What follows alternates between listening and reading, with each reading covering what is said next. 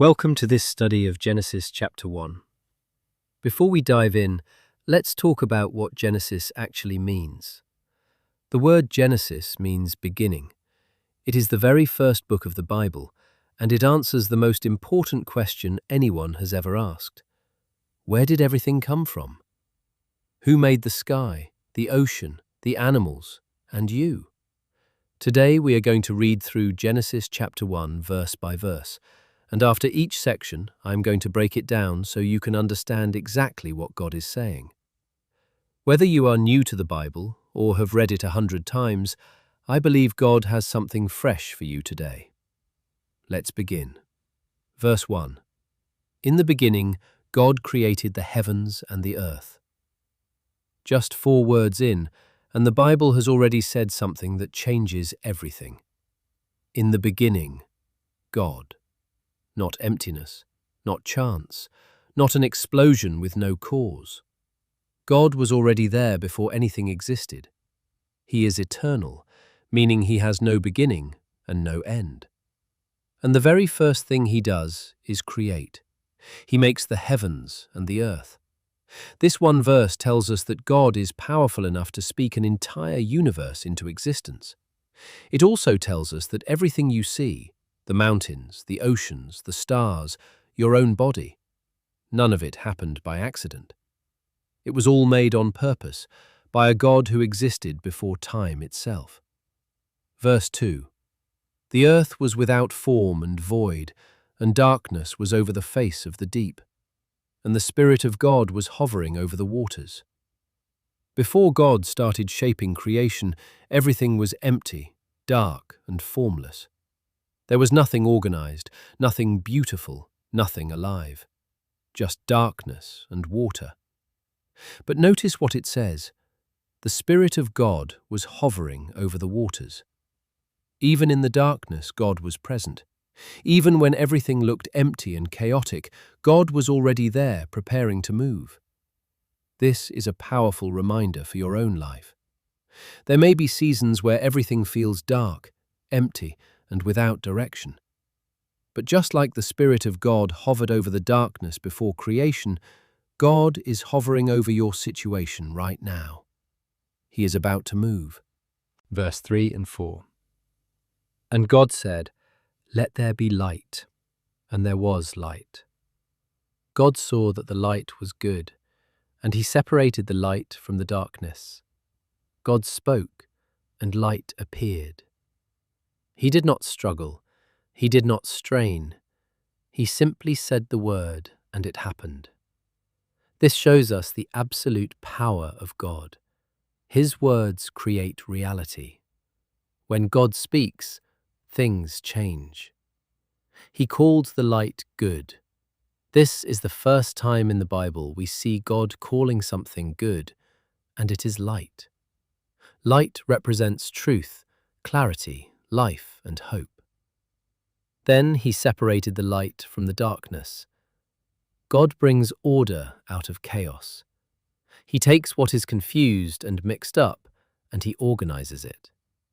If your life feels chaotic right now, remember that the same God who separated light from darkness can bring order to your situation too. Verse 5. God called the light day, and the darkness he called night. And there was evening, and there was morning, the first day. God names things. When you name something, you have authority over it. God named the day and the night, showing us that he is in complete control of time itself. He created the very concept of a day. Evening came first, then morning. This is actually significant.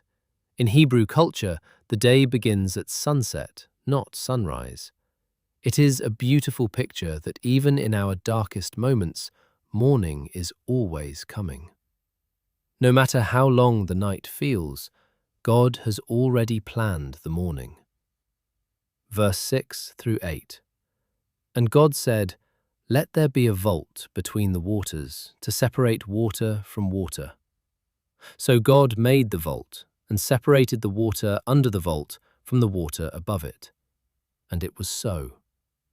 God called the vault sky, and there was evening and there was morning, the second day. On the second day, God created the sky and the atmosphere. He separated the waters above from the waters below. Scientists today marvel at how perfectly calibrated Earth's atmosphere is. Too thin, and we burn up. Too thick, and we suffocate. God designed it perfectly to sustain life. This was not an accident. Every breath you take is possible because on day 2, God set up the sky exactly right. Verse 9 through 10. And God said, "Let the waters under the sky be gathered to one place, and let dry ground appear." And it was so. God called the dry ground land, and the gathered waters he called seas. And God saw that it was good. On day 3, God separated the land from the sea. He pulled the waters together and let dry ground rise up. He named the land and the seas, again showing his authority over all of creation. And again he called it good. Notice that God keeps calling his creation good. He is not indifferent about what he makes. He cares about it. He looks at it and he is pleased. God feels the same way about you. You are part of his creation, and he calls you good. Verse 11 through 13. Then God said, "Let the land produce vegetation, seed-bearing plants and trees on the land that bear fruit with seed in it, according to their various kinds." And it was so. The land produced vegetation, plants bearing seed according to their kinds, and trees bearing fruit with seed in it according to their kinds. And God saw that it was good. And there was evening, and there was morning, the third day. Still on day 3, God fills the land with plant life. Every tree, every flower, every blade of grass was spoken into existence by God. And notice something incredible. God built reproduction into every plant. Each one carries a seed to make more of itself. God did not just create plants for that one moment. He designed a system that would keep producing life for thousands of years. God always thinks long-term. He is not just solving today's problem, he is setting up systems that will keep blessing generations to come. Verse 14 through 19. And God said, "Let there be lights in the vault of the sky, to separate the day from the night, and let them serve as signs to mark sacred times, and days and years, and let them be lights in the vault of the sky, to give light on the earth." And it was so. God made 2 great lights, the greater light to govern the day, and the lesser light to govern the night. He also made the stars. God set them in the vault of the sky to give light on the earth, to govern the day and the night, and to separate light from darkness. And God saw that it was good. And there was evening, and there was morning, the 4th day. On day 4, God created the sun, the moon, and the stars. The sun to govern the day, the moon to govern the night. And then, almost as a side note, the Bible says, He also made the stars. Do you understand how massive that statement is? There are more stars in the universe than grains of sand on every beach on Earth. Scientists estimate there are over 1 sextillion stars. And God made them almost as an afterthought. This is how big our God is. What feels impossible to us is effortless to Him. And God said these lights would serve as signs to mark sacred times. God built a calendar into the sky. He is a God of order, purpose, and perfect timing. Verse 20 through 23. And God said, "Let the water teem with living creatures, and let birds fly above the earth across the vault of the sky." So God created the great creatures of the sea, and every living thing with which the water teems and that moves about in it, according to their kinds, and every winged bird according to its kind. And God saw that it was good. God blessed them and said, "Be fruitful, and increase in number, and fill the water in the seas, and let the birds increase on the earth." And there was evening, and there was morning, the fifth day. On day 5, God filled the waters and the skies with life. Every fish, every whale, every eagle, every sparrow. And then God did something he had not done yet. He blessed them. He spoke blessing over his creation. And his blessing was simple: be fruitful and multiply. God's heart is always toward growth, increase, and abundance. He does not create things to stay small. He blesses them to grow. That same blessing is available to you today. Verse 24 and 25. And God said, "Let the land produce living creatures according to their kinds, the livestock, the creatures that move along the ground, and the wild animals, each according to its kind." And it was so. God made the wild animals according to their kinds, the livestock according to their kinds, and all the creatures that move along the ground according to their kinds. And God saw that it was good. On day 6, God filled the land with animals. Every creature that walks, crawls, or roams was made by God, and each one was made according to its kind. God is a God of diversity. He did not make one type of animal. He made thousands of species, each unique, each with a purpose. This shows us the creativity and imagination of God.